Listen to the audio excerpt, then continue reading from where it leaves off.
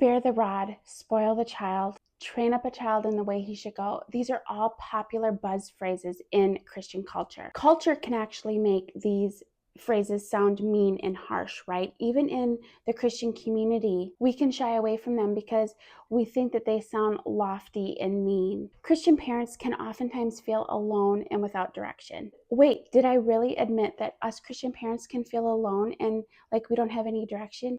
Yes, I did. It is my honest belief that a lot of Christian parents have no real idea what they're doing. Today, I'm going to deliver effective parenting tips that will give you a concrete plan for parenting your children in 2025.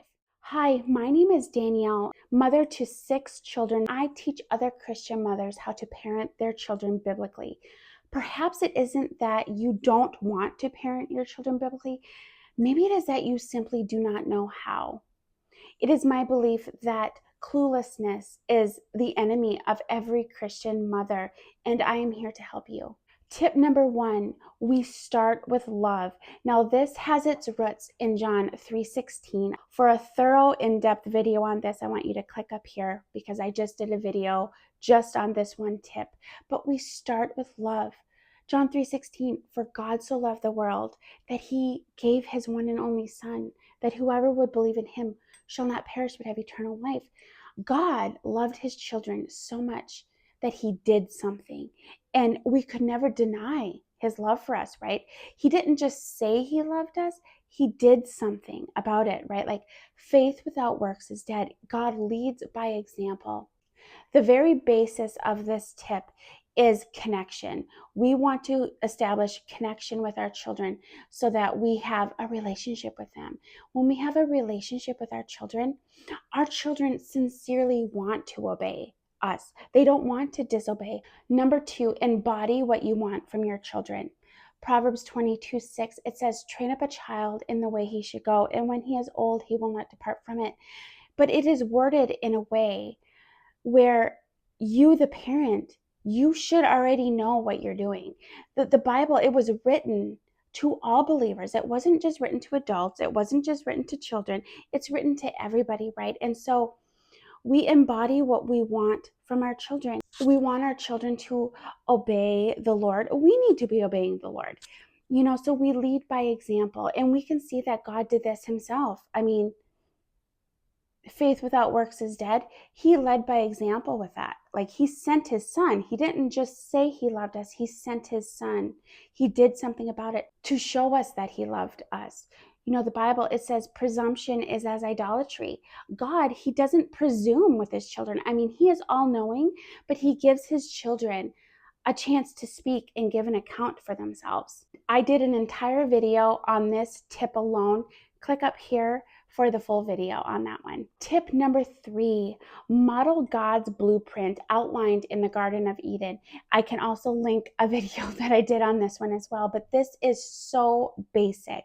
When I was at the beginning of my journey, everybody looked on and thought that, oh, she's doing everything she could be doing. We made it to church. I was homeschooling. I looked like a good mother, right? But on the inside of me, I felt like I was falling short. And so I went to God and I was like, God, I need some help here.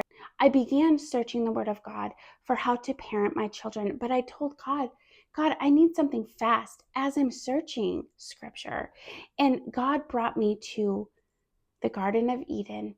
Outlined in this story is just the greatest model for us as parents. It is so simple. It illustrates how we need to make our directions clear. We need to define boundaries and we follow through. We ask questions. Now, this step, yes, I did a video up above, but there's also a product down below. It is called the Jumpstart Guide. And that entire resource below is based on this tip alone.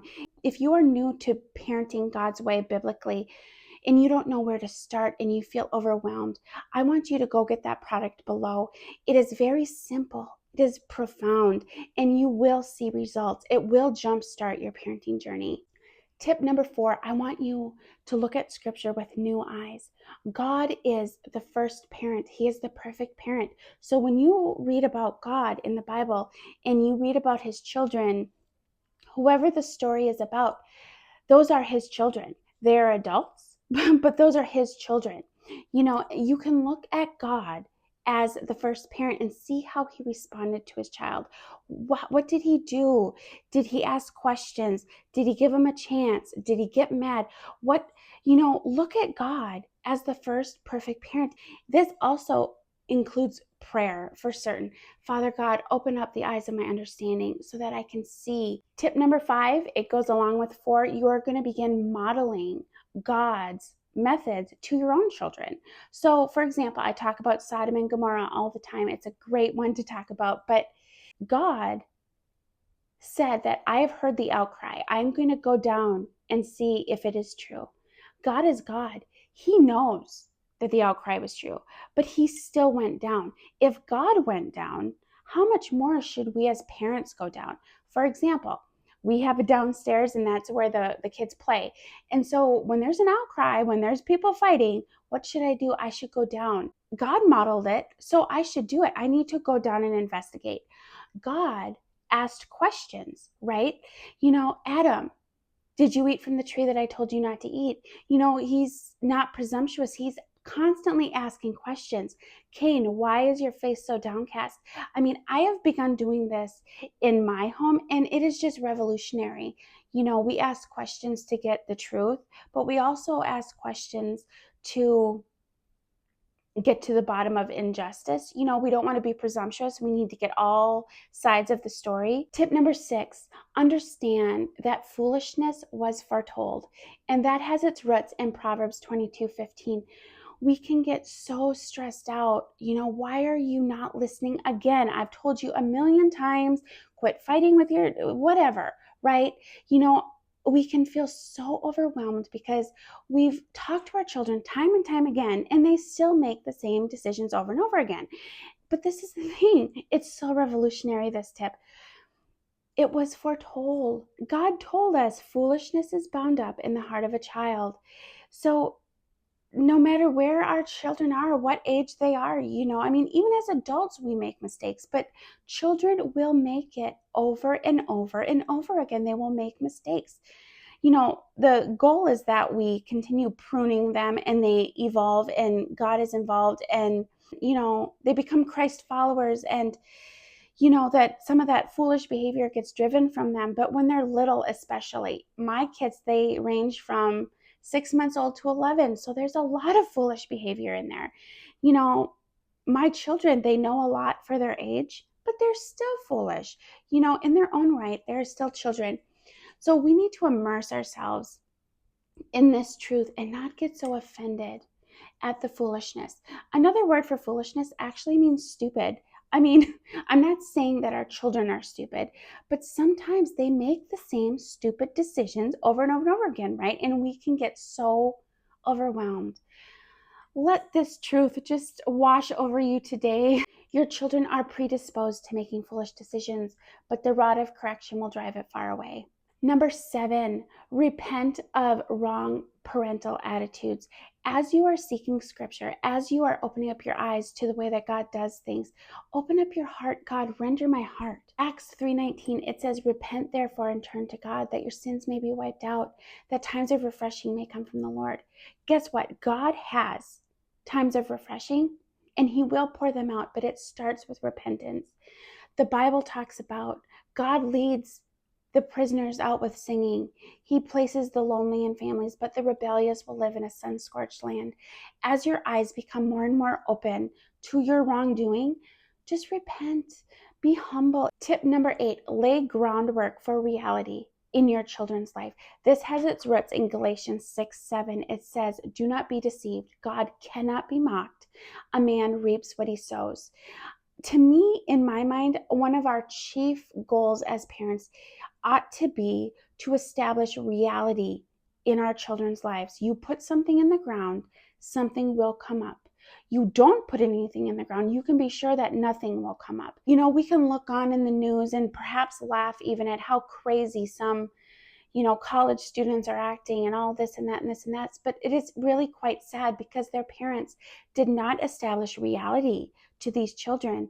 And now they're adults acting like children because, you get out in the real world and reality has a way of slapping you right in the face, right?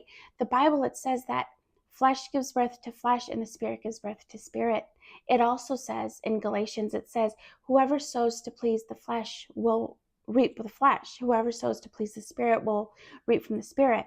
So if my child hits her brother upside the head with a block or something, I should not reward that behavior. I mean, obviously I shouldn't. That's a very extreme example, but it can help us understand that if my child does something negative, they should not reap something positive that is playing with reality. You know, we are not God, but we stand in a place of authority in our children's life.